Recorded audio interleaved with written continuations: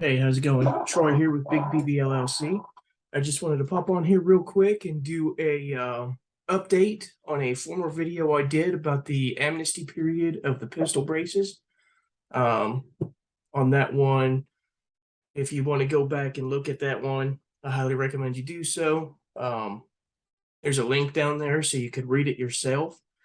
But there was some questions asked in the comments, so I wrote the NFA branch of the ATF a couple of questions, and so they gave me an answer back, and so I thought I'd pop on here and well, let you know what they didn't say because they didn't say much. All right. So the questions I asked them, go ahead and share the screen here. Um, going through the background and letting them know where I found this. I said, my question is, once it's registered as an SBR, then wouldn't it be covered as an SBR? I know I misspelled that. Shut the fuck up. Regardless of what stock it has on it, making the need for additional photographs a moot point, right? If you're going to register this thing as an SBR, then who cares what stock it has on it? Why do you need a picture? Unless you're going to create a completely different classification, what does it matter what stock it has on it?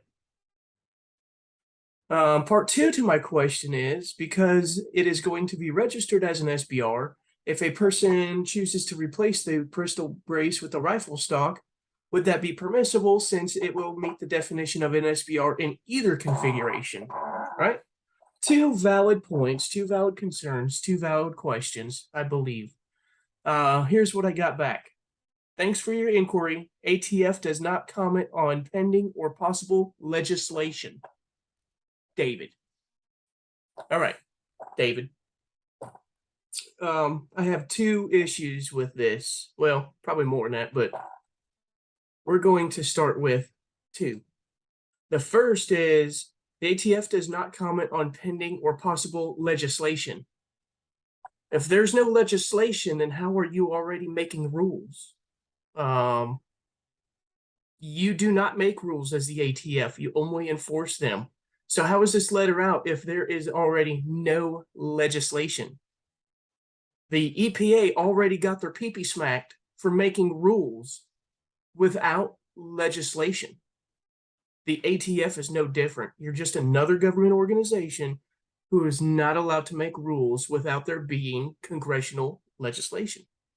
So that tells me right there that if there is no legislation, then this rule is unconstitutional and or illegal. Maybe another possible word he was looking for would be litigation, as in it's in the courts now being challenged by FPC or GOA or any number of gun rights groups. Probably everyone but the NRA, because the NRA is all about compromise and giving away your rights.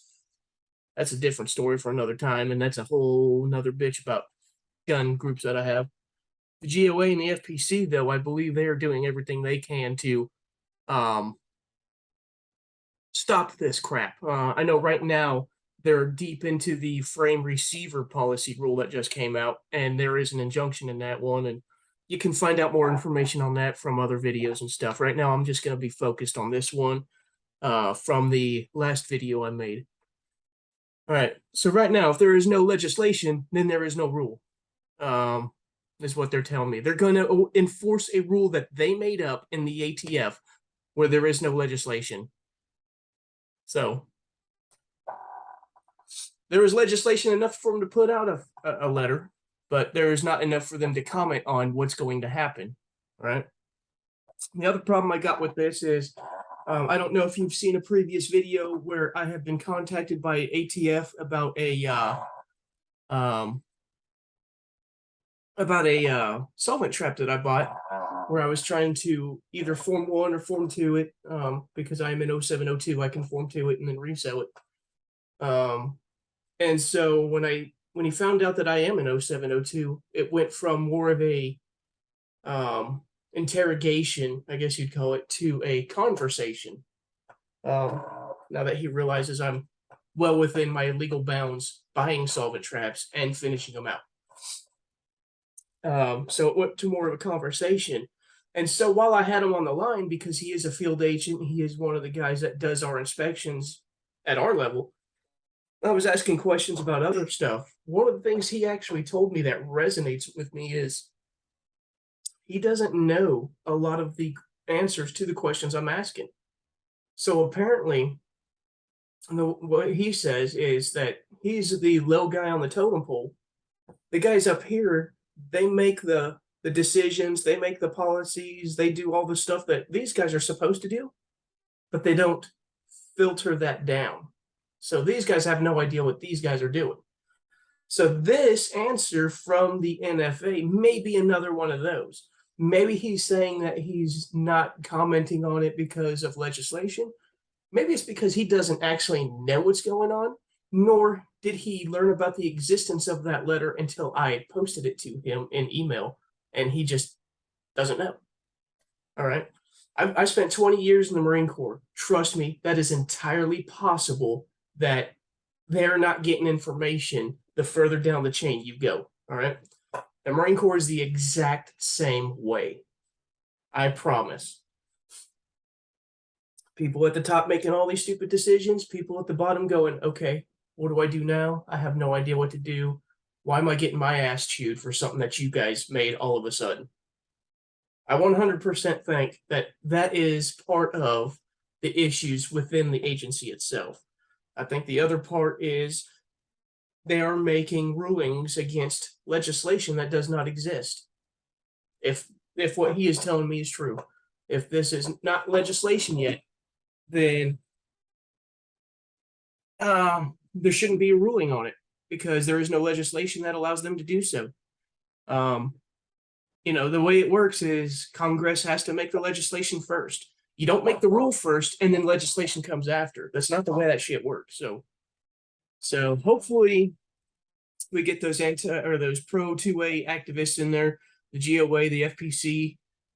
They go to court, they do the good things like they're doing with the frame receiver rule, and they just throw this one out. But just between us, pistol braces are not serialized. So who's to say you don't have 20 SBRs that you may want to register for free? Right? If you want to register a free SBR, register a free SBR. If not, I think the only other way to get around this is mass noncompliance. It's not legislation. So the rules moot. So if you get caught with a legal pistol brace that was legal up to that point, and now it's not legal, but there's no legislation, are you really doing anything wrong? It's ATF's rule. It's not the government's rule. It's not a law. It's not an act. That would be just the ATF's rule. I'm not advocating you do anything illegal. However, like I say all the time, you grown-ass people. You write the checks, you cash it, all right? If you got the money to fight that legal battle, by all means do so. If not, register the damn thing, or put it in your safe and shut the fuck up and don't bring it out, or reconfigure it into a pistol, an actual pistol. There's been a couple of questions about people asking me about that. Hey, can I just configure it into a no kidding pistol? Yes, you can. Just reconfigure it and it's a pistol again. All right. On my last video, if you go ahead and go back and look at that, I showed you a no kidding pistol stock. It's just round. There's no track for a stock. So that would be a no kidding pistol buffer tube. You can reconfigure it as a pistol. What I would do is break out that checklist and make sure that everything meets that criteria for a pistol. But other than that, that's all I got for you. Sorry it wasn't much more. I'm just showing you ATF doesn't really know what's going on either. So I guess we wait and see what goes on in court and what gets passed, what doesn't get passed. And with this administration, I don't really have a lot of high hopes for our 2A rights. All right. So hopefully y'all get on board and start calling your congressmen, start calling your senators, start complaining, start making noise. You want to know why the left gets everything they want? Because they make noise. All right. You need to start making noise. The squeaky wheel gets the grease. Go be a squeaky wheel. Start doing what I'm doing. Call your legislators. Call your congressmen. Call your senators. Call these people. Call them, harass them. Let them know that we will not be legislated against our rights. Our rights are not up for grabs. Our rights are not up for compromise. Let them know that. Be the squeaky wheel. That's the only way that this stuff stops. Okay? And then that's not even enough. When everyone's talking about a red wave coming, a red wave don't mean shit if you don't turn out to the polls. A red wave don't mean shit if you don't vote. Red wave don't mean shit. All right. So here in Mississippi, we've got the only Democrat congressperson running right now, congressman. He's been there for 29 years. All right. The guy running against him, like for the primaries, like barely 1,000 people showed up and voted for the primaries. Maybe like 3,000. That's it. We're not going to have the numbers we need to beat those guys to get our guys in if we don't turn out. So turn out. All right. This guy, Benny Thompson, who is the head of the January 6th committee, he's in my district. He's the one running. He's the incumbent. He is the one that Brian's up against. All right. And I'm telling you, he is not even campaigning. It's in the bag. That's the way he's looking at it. It's in the bag.